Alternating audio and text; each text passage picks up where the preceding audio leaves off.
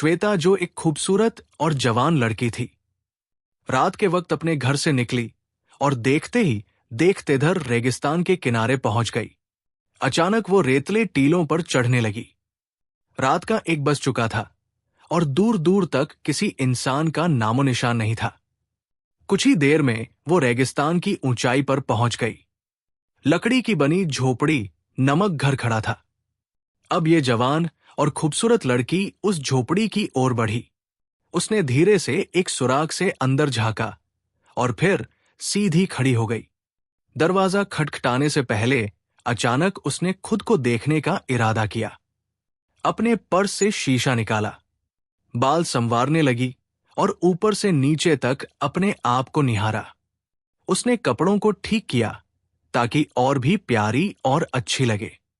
जब यकीन हो गया कि वो बेहद खूबसूरत लग रही है और उसकी जवानी अपने ऊंच पर है, तो उसने झोपड़ी का दरवाजा खटखटाना शुरू कर दिया।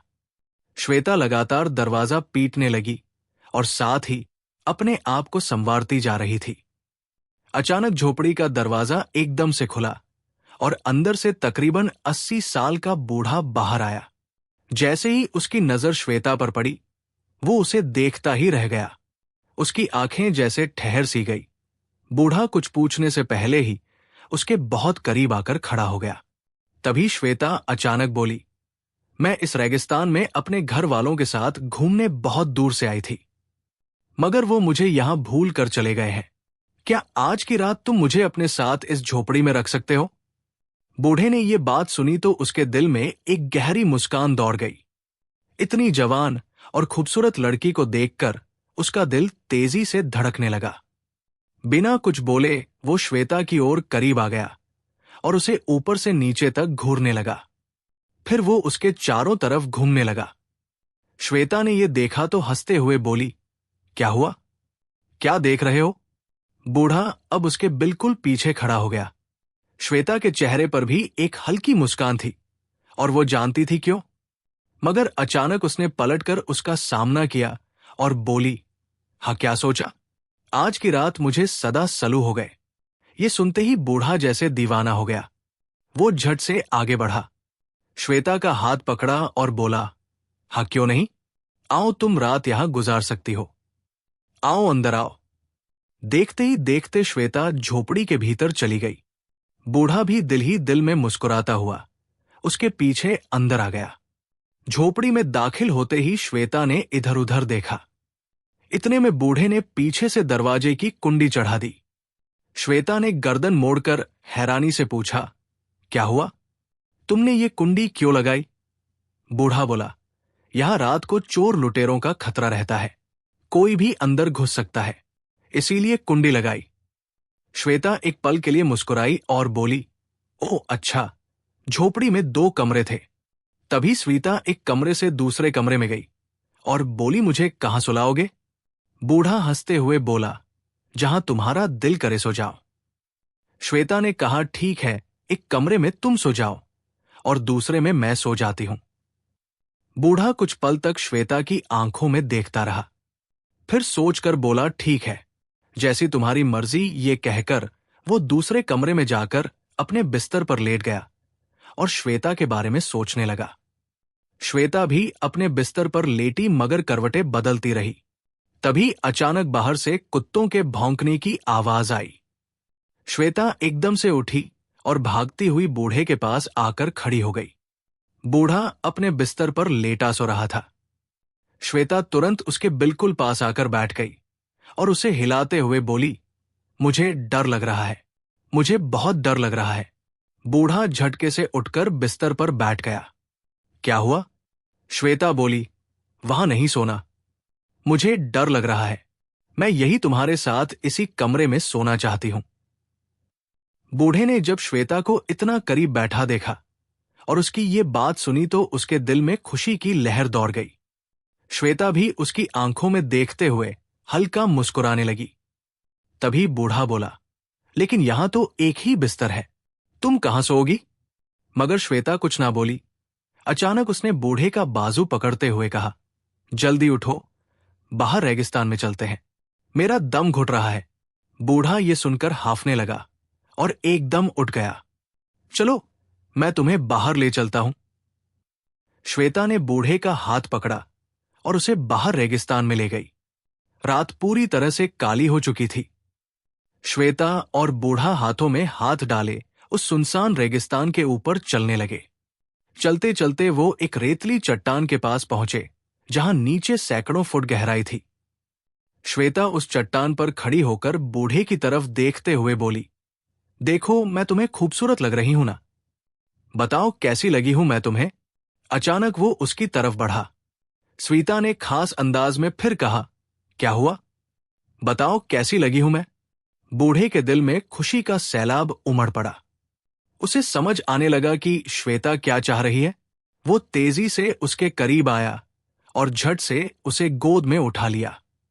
फिर बोला, चलो अंदर चलते हैं। तुम बहुत खूबसूरत हो, बहुत प्यारी हो। श्वेता भी मुस्कुराई और बूढ़े को देखते हुए चुप रही। बूढ़ा उसे गोद में उठाए झोपड़ी की तरफ जाने लगा। झोपड़ी के पास पहुंचते ही अचानक वो ठहर गया। उसने ये ख्याल आते ही श्वेता को नीचे उतारा और ऊपर से नीचे तक गौर से घोरने लगा। फिर बोला, पहले बताओ तुम कौन हो? ये सब इतनी जल्दी कैसे मुमकिन है? मुझे यकीन नहीं आ रहा। श्वेता का दिल धड़कने लगा। वो उसके करीब आई, आंखों में देखते हुए बोली, बताया तो था, मेरे घर वाले मुझे यहां छोड़कर चले गए हैं, और कोई बात नहीं। तुम क्यों शक कर रहे हो? बूढ़ा एक बार फिर उसके चेहरे को गौर से देखता रहा और फिर बोला, हां। श्वेता हल्की मुस्कान के साथ चुप रही। तभी बूढ़ा बोला, आओ रात हो गई है, चलो अंदर जाकर सोते हैं। श्वेता ने मुस्कुराकर कहा, इतनी जल्दी क्यों? आओ पहले रेगिस्तान में थोड़ा मजा कर लेते हैं। बूढ़ा भी मुस्कुराया और बोला, चलो आओ चलते हैं। रात अब अपने आखिरी पहर में थी और आसमान गहरे अंधेरे में लिपटा हुआ था। बूढ़े ने जब घर की तरफ देखा तो खुशी से झूम उठा और अचानक श्वेता का हाथ पकड़कर बोला, आओ इस गार के अंदर चलते हैं। श्वेता ने कहा, नहीं, इस वक्त अंदर अंधेरा होगा। और देखते ही देखते दोनों रेगिस्तान के किनारे उस अंधेरी कार के करीब पहुंच गए। बूढ़ा दिल ही दिल में मुस्कुराया और बोला, चलो तुम कार के अंदर जाओ आओ। श्वेता ने इधर उधर देखा और फिर कार के अंदर बढ़ने लगी। बूढ़ा भी उसके पीछे पीछे दाखिल हो गया। क्या एक लंबी सुरंग नुमा कार थी और अंदर जगह बहुत तंग थी। स्वीता अंदर चारों तरफ देखते हुए आगे बढ़ रही थी और बूढ़ा उसके पीछे आ रहा था। अचानक बूढ़ा एक जगह रुक गया जहां बहुत गहरा अंधेरा था और पास ही एक ऊंचा सा पत्थर पड़ा था जिस पर लेटने की जगह मिल सकती थी। बूढ़े ने मन में कुछ सोचा और श्वेता से कहा, तुम काफी थक गई होगी, इस पर थोड़ी देर लेटकर आराम कर लो। श्वेता मुस्कुराई और बोली, हां, काफी थक गई हूं। ये कहते ही वो उस बड़े पत्थर पर चढ़कर लेट गई। रात अपने पूरे उरूज पर थी। बूढ़ा और ये जवान श्वेता रेगिस्तान की गहराई में गार के अंदर मौजूद थे। बूढ़ा धीरे धीरे श्वेता के पास आने लगा। श्वेता समझ गई थी कि अब बूढ़ा उसे पसंद करने लगा है। तभी बूढ़ा उसके बहुत करीब आ गया। श्वेता उठकर खड़ी हो गई और बोली, चलो आओ चौपड़ी चलते हैं। ये जगह बिल्कुल ठीक नहीं है, बहुत खतरनाक लग रही है। बूढ़े ने कहा, अच्छा, इतनी जल्दी? चलो फिर। दोनों रोजगार से निकलकर बाहर आए और रेगिस्तान की तरफ चढ़ते हुए झोपड़ी की ओर बढ़ने लगे। रात अपने पूरे आलम पर थी और रेगिस्तान गहरे अंधेरे में डूबा हुआ था। बूढ़ा और स्वीता अब झोपड़ी के दरवाजे तक पहुंच गए। जैसे ही श्वेता दरवाजे के करीब आई, वो अचानक रुक गई। बूढ़ा भी पीछे से आकर उसके बिल्कुल पास खड़ा हो गया। तभी श्वेता अपने कपड़े झाड़ने लगी और बोली, अरे, मेरे कपड़ों में कुछ चला गया है। बूढ़ा बोला, क्या हुआ? श्वेता ने कहा, मेरे कपड़ों में बहुत कीचड़ लग गया है, क्या करूं? बूढ़ा उसके करीब आकर कपड़े झाड़ने लगा। श्वेता दिल ही दिल में मुस्कुराने लगी और बोली, तुम 1 मिनट यही रुको, मैं अंदर जाकर कपड़े झाड़ लेती हूं। बूढ़ा श्वेता को देखता रहा और देखते ही देखते श्वेता झोपड़ी के अंदर चली गई और उसने कुंडी लगा ली। अब उसने अचानक झोपड़ी में चारों तरफ नजर दौड़ाना शुरू किया और इधर उधर चीजों को देखने लगी। कुछ देर बाद वो झोपड़ी से बाहर आई और मुस्कुराते हुए बूढ़े के पास खड़ी हो गई। बूढ़े ने पूछा, हाँ, क्या निकला? सुई मुस्कुराकर बोली, कुछ नहीं था, ये कपड़े ही मुझे तंग कर रहे थे। अगर तुम्हारे पास कोई लड़की का सूट है तो वो मुझे दे दो, मैं पहन लेती हूं। बूढ़े ने यह सुना तो उसके दिमाग में जैसे बिजली सी कौंध गई। वो श्वेता को देखते हुए बोला, मेरे पास लड़की का सूट कहां से आएगा? तुम कौन हो? मेरे पास कहां से आई? श्वेता ने हल्की मुस्कान के साथ कहा, अरे, मैंने तो वैसे ही कहा था, ये कपड़े मुझे तंग कर रहे थे, सोचा शायद कोई पुराना सूट पड़ा हो। बूढ़ा करीब आया और बोला, देखता हूं। वो झोपड़ी के एक कोने में गया और अलमारी से लड़कियों का एक लाल रंग का जोड़ा निकालकर श्वेता के हाथ में दे दिया। श्वेता ने जैसे ही वो सूट देखा, उसकी धड़कन तेज हो गई। बूढ़ा मुस्कुराकर बोला, लो, पुरानी चीजें लोग अपनी छोड़ जाते हैं, शायद किसी ने ये सूट दे दिया होगा।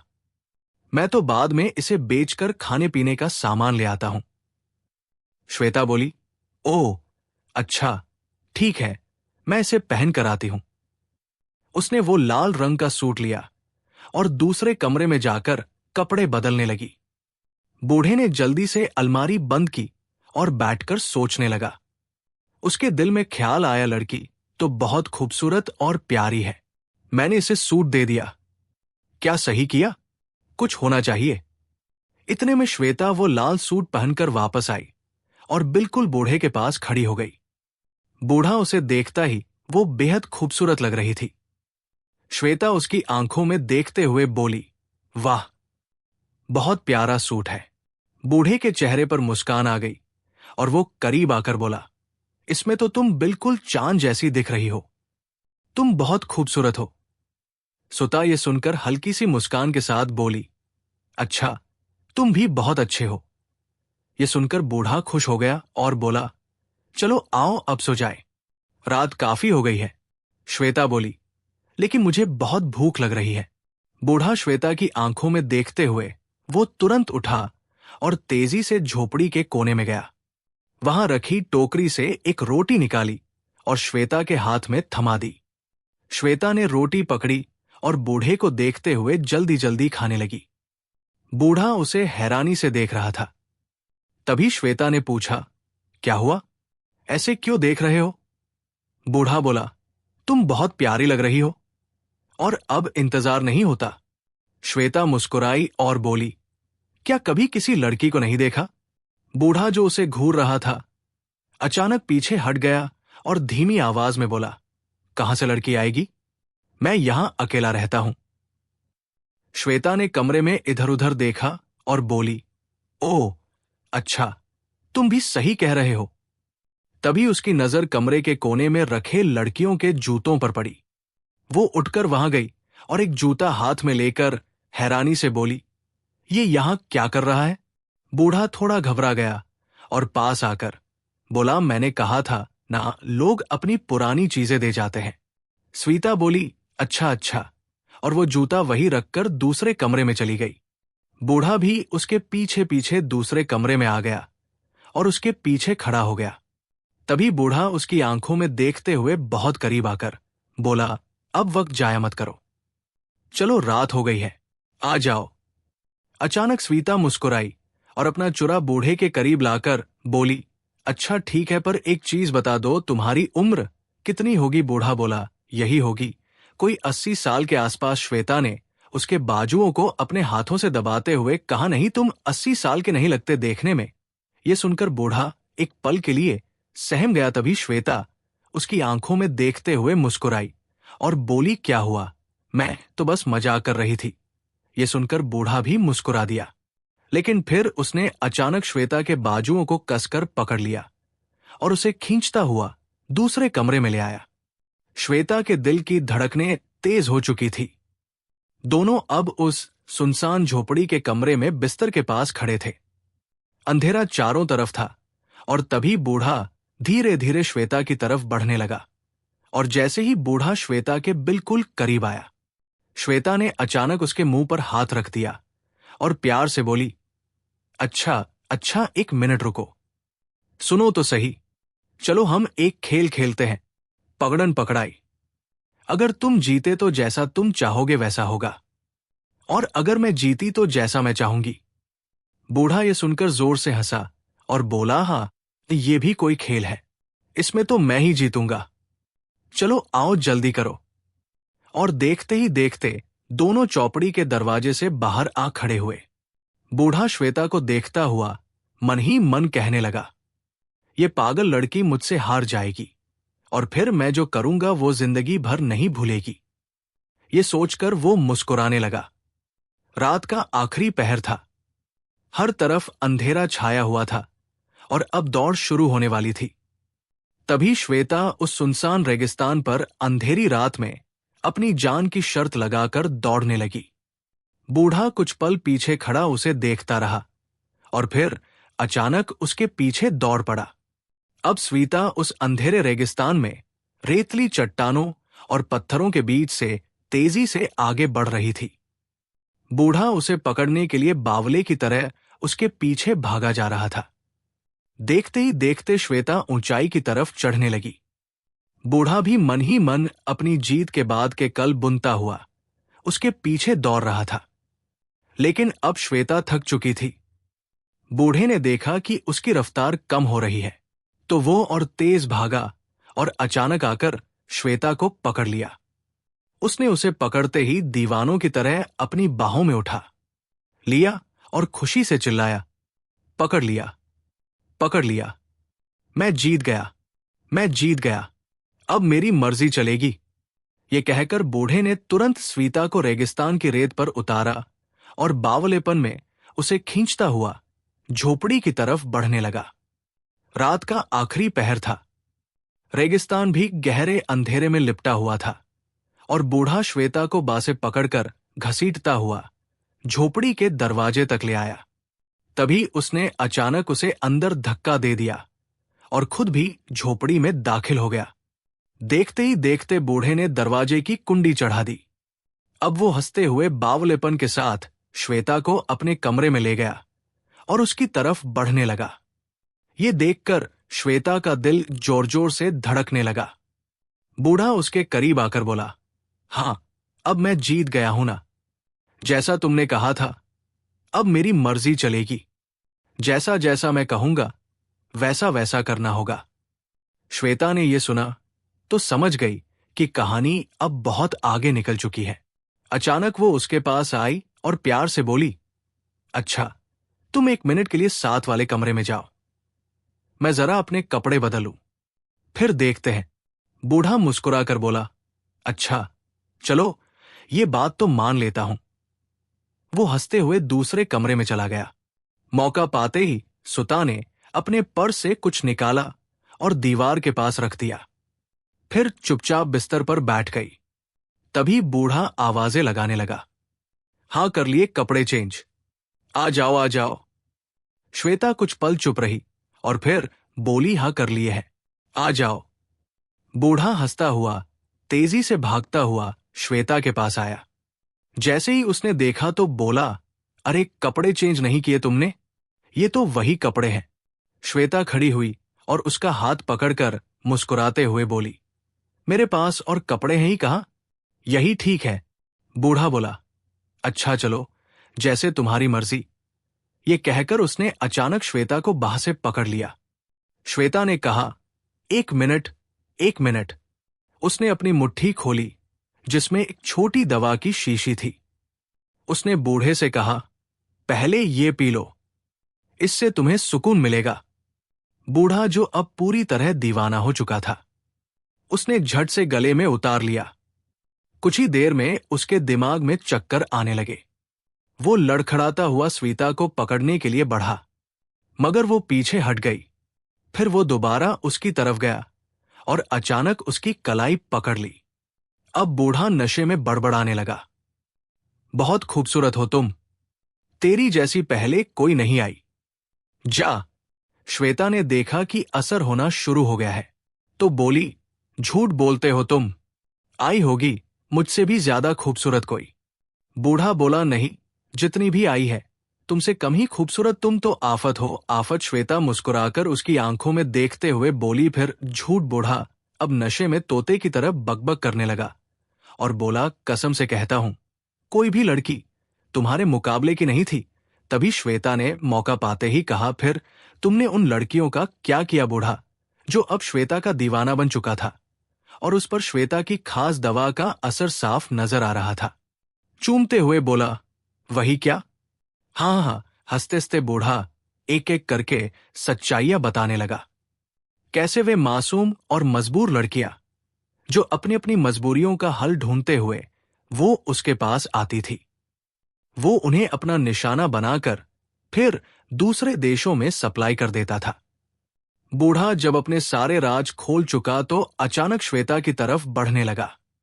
श्वेता का अभी एक और काम बाकी था। वो मुस्कुराते हुए बूढ़े को देखकर बोली, तुम तो एक बूढ़े आदमी बनकर अच्छे इंसान लगते हो, फिर तुम ये सब क्यों करते हो? बूढ़ा जोर जोर कर हंसा। दवा के नशे का असर उसके दिमाग पर साफ था और बोला, मैं बूढ़ा हूं।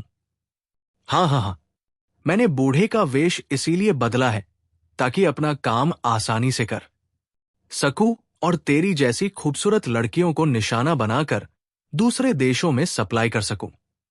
ये कहकर उसने अचानक श्वेता को बाहों से पकड़ लिया और कहा, अब तुम्हारी बारी है।